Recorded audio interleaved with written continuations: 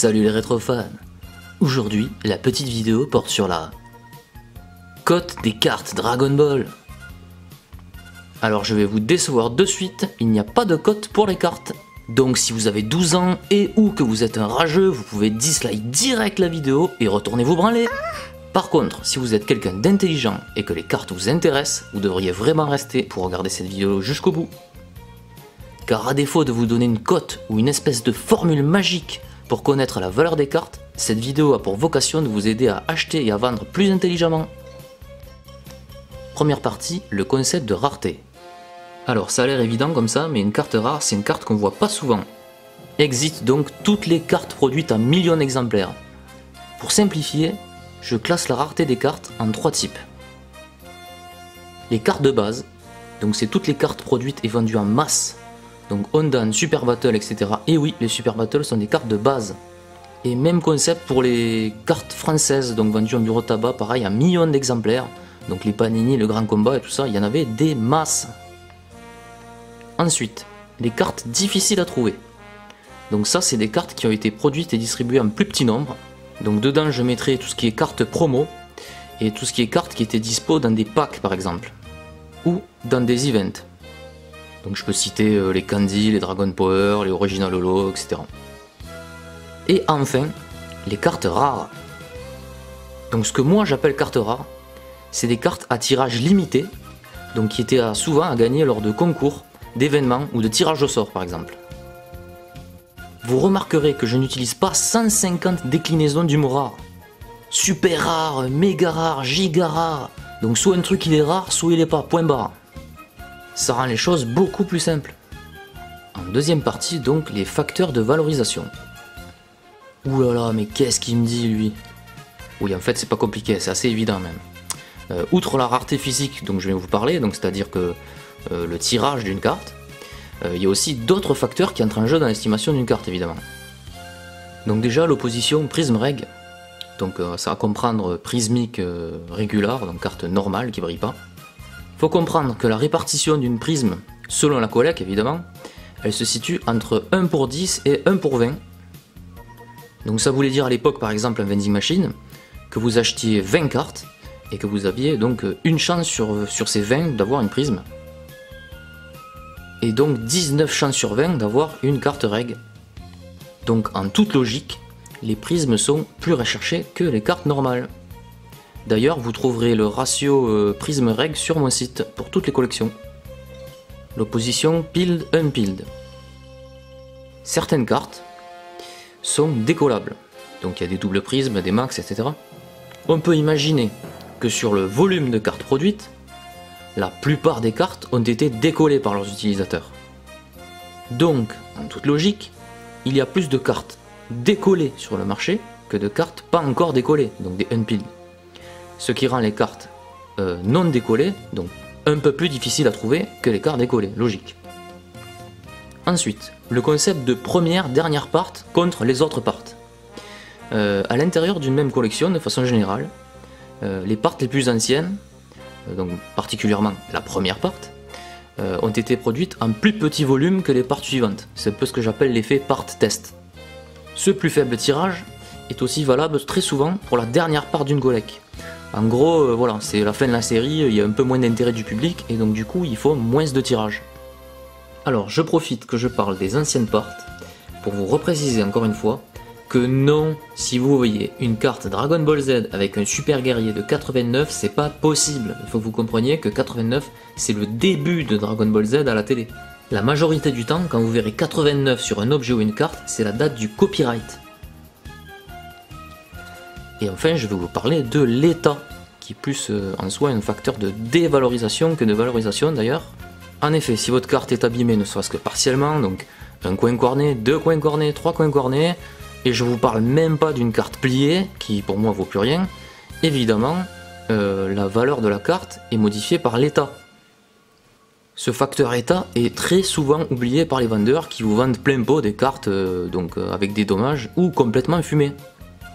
Ah, la troisième partie de cette vidéo, vous l'attendiez. Les prix, évidemment, les thunes, le pognon, quoi.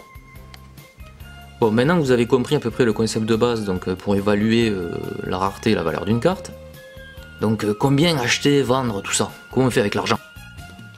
Alors tout d'abord, je vous conseille d'observer, de chercher, de pas vous presser. Vous allez faire un petit tour sur eBay et vous regardez à quel prix partent les cartes qui vous intéressent.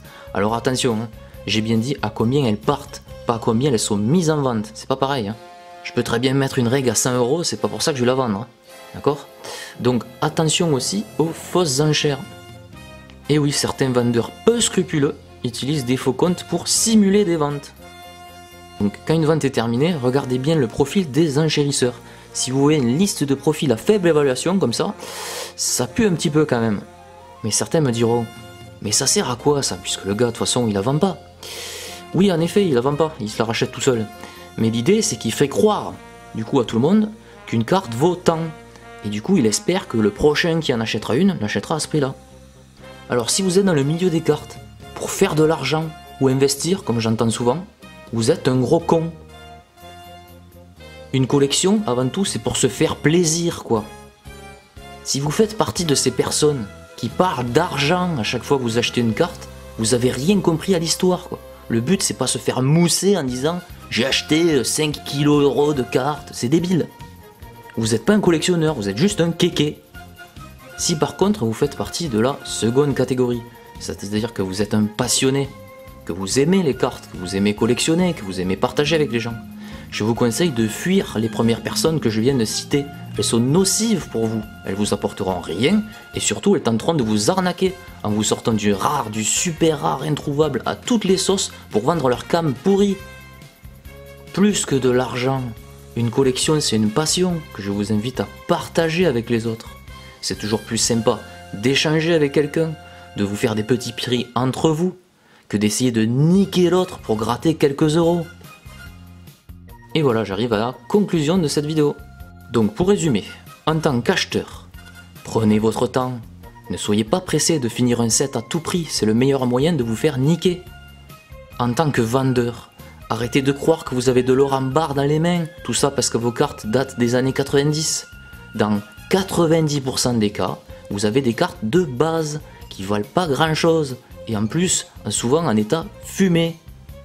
Encore une fois, en tant que vendeur, la prochaine fois que vous utilisez le mot rare, réfléchissez-y un peu avant.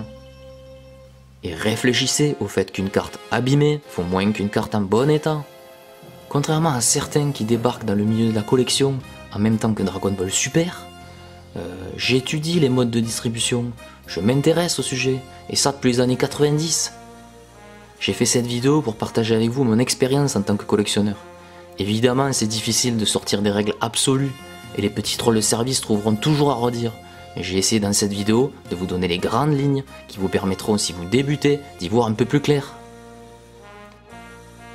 J'en profite au passage pour vous parler un petit peu de ma chaîne.